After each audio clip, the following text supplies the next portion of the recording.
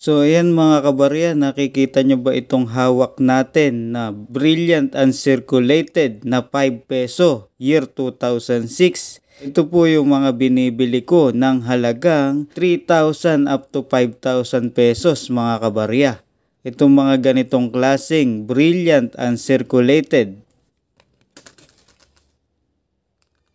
So ayan mga kabarya, nakikita nyo ba itong hawak natin na Brilliant Uncirculated na 5 peso year 2006? Ito po yung mga binibili ko ng halagang 3,000 up to 5,000 pesos mga kabarya. Itong mga ganitong klaseng Brilliant Uncirculated.